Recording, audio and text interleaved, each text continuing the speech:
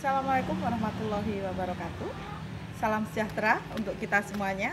Apa kabar adik-adik peserta pelatihan administrasi dasar BPSDMD Provinsi Jawa Tengah?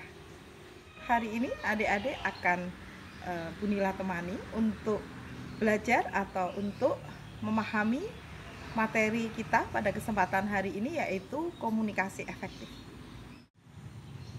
Sebelum memulai pembelajaran, izinkan saya memperkenalkan diri. Saya adalah Nila Agustina, Widya Iswara Ahli Muda BPSDMD Provinsi Jawa Tengah.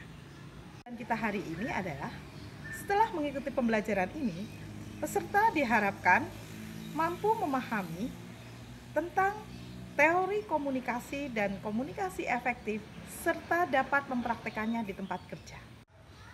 Adapun indikator hasil belajarnya adalah peserta mampu memahami konsep komunikasi dari berbagai sudut pandang, pengertian, fungsi, tujuan, proses, konsep, serta upaya mengatasi hambatannya. Peserta juga diharapkan mampu mempraktekkan komunikasi efektif pada saat bertugas. Baik peserta yang berbahagia, pertama-tama kita harus mengerti dan memahami apa itu komunikasi. Komunikasi adalah penyampaian pesan dari seorang komunikator melalui saluran atau media kepada komunikan atau penerima pesan, sehingga menghasilkan feedback atau umpan balik. Jika melihat apa makna komunikasi, maka kita bisa mempelajari unsur-unsur apa saja yang ada di komunikasi. Yang pertama sudah pasti adalah unsur komunikator atau penyampai pesan. Selanjutnya adalah pesan itu sendiri. Kemudian berikutnya adalah media atau saluran yang digunakan. Dan yang keempat adalah komunikator atau penerima pesan. Pada saat penyampaian pesan dalam proses komunikasi, maka ada beberapa hal yang harus diperhatikan. Yang pertama adalah bagaimana seorang komunikator menyampaikan pesan itu sendiri atau encoding. Selanjutnya, bagaimana pesan diterima oleh komunikan atau decoding, bagaimana menerjemahkan pesan. Pada saat proses berlangsung, maka yang harus diwaspadai adalah gangguan. Setelah kita mengetahui pengertian unsur dan proses komunikasi, maka kita harus juga paham apa itu fungsi komunikasi serta tujuan dari komunikasi itu sendiri. Fungsi komunikasi antara lain adalah untuk menyampaikan informasi atau pendapat, selanjutnya sebagai bentuk interaksi dengan orang lain, untuk menambah wawasan dan ilmu pengetahuan, sebagai cara untuk membujuk dan mempengaruhi orang lain, untuk dapat mengenal diri sendiri, untuk selalu menjalin hubungan yang baik dengan orang lain, untuk mempelajari situasi yang terjadi, untuk mengubah sikap maupun perilaku, serta sebagai bentuk dari ekspresi. Adapun tujuan komunikasi adalah untuk menciptakan kesepahaman di antara kedua belah pihak, agar hal yang disampaikan bisa dimengerti dengan cukup baik, agar mampu memahami maksud perkataan orang lain, agar ide atau gagasan pemikiran dapat diterima orang lain, serta penggerak orang lain untuk mengerjakan atau melakukan sesuatu. Terkait dengan gangguan selama proses komunikasi akan kita pelajari lebih lanjut. Untuk mempelajari komunikasi yang efektif, kita harus mengetahui kompetensi kemampuan dari komunikasi itu sendiri, serta hambatan apa yang akan didapatkan pada saat komunikasi berlangsung. Menurut T. Hani Handoko, hambatan-hambatan komunikasi dapat disebabkan oleh faktor-faktor organisasi maupun faktor-faktor pribadi. Tingkatan hierarki, wewenang, manajerial, serta spesialisasi sangat berpengaruh di dalam faktor organisasi.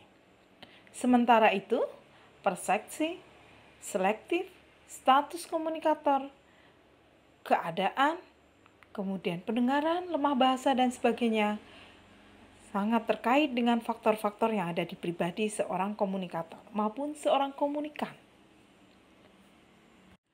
Hambatan dalam komunikasi bisa terjadi. Pertama, berasal dari sumber sendiri. Pada saat pengiriman pesan mungkin tidak jelas, kemudian diterima oleh komunikan secara tidak jelas sehingga diterjemahkan menjadi sesuatu hal yang berbeda dari tujuan utama disampaikan pesan. Inilah yang akan menyebabkan apa yang menjadi tujuan dari komunikasi tidak tersampaikan dengan baik. Maka, dalam hal ini, kemampuan komunikasi dapat dilihat dari 3 indikator: pengetahuan, keterampilan, sikap. Pengetahuan menyangkut tanggung jawab, tugas dalam bekerja, peraturan, prosedur, teknik-teknik baru apa yang didapatkan, serta penggunaan informasi, peralatan, dan taktik yang tepat serta benar. Keterampilan lebih dipengaruhi kepada bagaimana berkomunikasi dengan baik, baik secara lisan maupun secara tulisan. Selanjutnya yang terpenting adalah sikap atau attitude. Memiliki kemampuan dalam berkreativitas kerja, adanya semangat kerja yang tinggi, memiliki kemampuan dalam perencanaan dan pengorganisasian. Serta sudah paham? Selanjutnya adalah komunikasi efektif. Apa yang dimaksud dengan komunikasi efektif? Apa sebenarnya yang dimaksud dengan komunikasi efektif? Komunikasi efektif adalah pertukaran informasi, ide, perasaan yang menghasilkan perubahan sikap sehingga terjalin sebuah hubungan baik antara pemberi pesan, komunikator, dan penerima pesan atau komunikan. Pengukuran efektivitas dari suatu proses komunikasi dapat dilihat dari tercapainya tujuan si pengirim pesan. Tentunya adik-adik semuanya selama melaksanakan tugas di instansinya masing-masing pasti mengalami juga berbagai hambatan.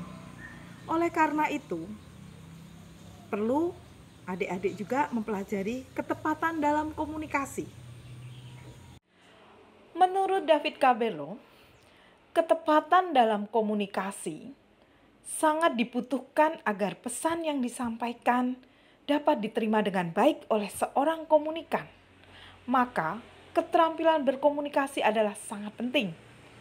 Perilaku dari individu yang ada di dalam proses komunikasi juga sangat penting. Kemudian, level pengetahuan, kemampuan seseorang dalam menggali suatu pengetahuan akan berpengaruh positif terhadap proses komunikasi. Demikian juga posisi sosial budaya akan sangat mempengaruhi keberhasilan suatu proses komunikasi. Untuk mencapai komunikasi yang efektif, maka ada 5 prinsip dasar yang harus diterapkan. Empati. Bagaimana kita bisa merasakan apa yang dirasakan orang lain? Audible. Apa yang kita sampaikan dapat dimengerti oleh orang lain. Humble, kita harus menjadi orang yang menyenangkan atau membuat nyaman dalam berkomunikasi. Clarity, pesan yang disampaikan harus jelas. Kemudian respect, bahwa kita, individu, pelaku komunikasi harus saling menghormati satu dengan yang lain. Inilah prinsip dasar yang harus diadopsi agar suatu komunikasi bisa berjalan secara efektif. Demikian adik-adik yang dapat Bunila sampaikan. Selamat belajar, semoga bermanfaat. Bunila akhiri, terima kasih. Wassalamualaikum warahmatullahi wabarakatuh.